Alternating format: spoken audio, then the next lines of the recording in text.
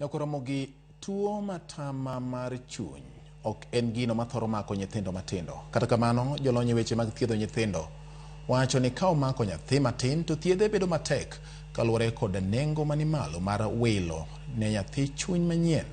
E sigana moyiedhi kawuono, jafwambo marwa Steve Biko otwak kod familia mar Liliana Luoch mani kod nyathi ma osedagi tuo mar chuny kuom dweche 10 kendo olosonwa ripot makama. Saa 2 okinyi e gweng' ma Gombe Komole, kaunti ma Siaya, Liliana Luoch yiero yedhe mopogore kowuok e Kirope kendo gikone to yudo bet gi nyathine matin Ethan Nolan ma jadweche 10. Bang' neno ranyisi mag wang' kod oko maratong', Lilian nochako wuoth kendo limo od thieth ma Siaya nimar chal mar ngima nyathine ne chiche ma gikone to wuoth nochopo e od thieth ma Moi Teaching and Referral Hospital e boma ma Eldoret. Ethan Nolan nochako tuo ko ja 2 weeks kumana tere medical mo oyudne gi jaundice, then wabedo referred to Siaya referral kuma bende negi confirm nen jaundice. Bang' pimo liver function test, wabedo referred to Jaramogi referral Kisumu kuma notem timo test mopogre to tuo ne podoko yudna ang'o makelo jaundice no. Then wabedo referred to Moi Teaching and Referral Eldoret. Bang' bedo Eldoret kuom dweche 5, gikone to lakteche noyudo Ethan kod tuo matama mar chuny kendo nojiwo mondo tere piny India mondo wilne chuny. Bang' pim mopogre kuom muda mar dweche 5 hivi noyudne gi tuo mar liver disease mosechopo liver failure ma bende notamogi kaka ginyalo chiedho, makoro wabedo referred to India kumoripo beni timone liver transplant. Kalore kod Dori Nagina, laktar mar nyithindo od thieth ma Siaya, tek yudo tuo matama mar chuny kuom nyithindo ka moko inyuolo kode e kinde mamoko to nyalo game wi dongo. Even though it's a rare condition in our setup, we have in stages. There are those that are born with the condition, then there are those that develop it after they are born. Laktar Agina medo ni ranyisi mag tuoni oting'o wang' kod del maratong' kendo kofwenye chon to inyalo thiedhe kapok ochopo e rang'iny matama. Urine should be amber in color, but now when it turns to be yellow, that is very yellow, we become worried.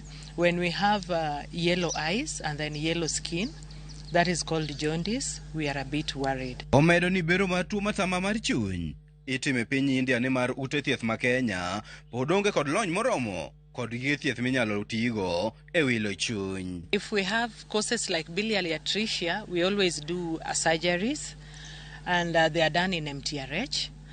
But now in cases where we have herbal intoxication or the toxic drugs to the liver, they are drugs we put the child on for a period of 4 to 6 weeks.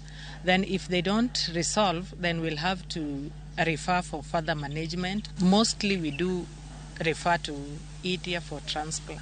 Kalure kod nengo mamalo mar thiedho tuoni, familia mar Liliana Luoch mokwom kod nyathi gi pacho kwayo kony mar yudo omenda maromo milion 6 e reso ngima wuodgi e piny India ni mar wuodh manyo ngima oseduono mwandugi. Gimoro amora ma wan go waseuso kwatemo kar madwanyal.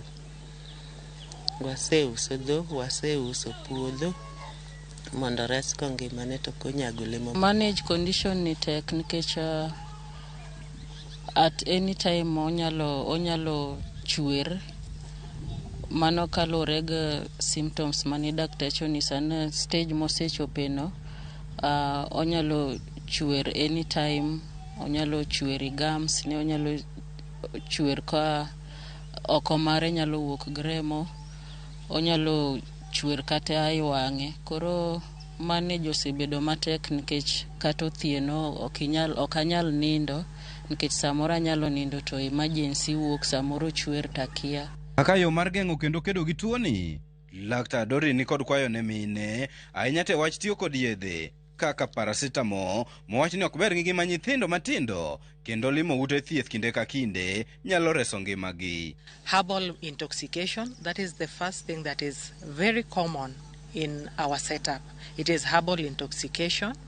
Then number 2, we have excess use of paracetamol or the NSAIDs when the child is still young. If we keep on giving this child drugs that are toxic to the liver, then we expose the liver to injury.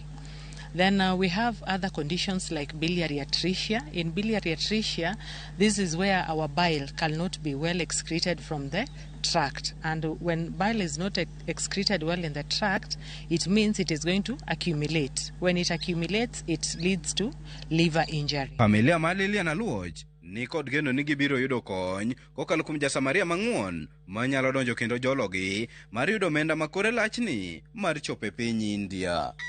Steve Biko, Ramogi TV, Siaya.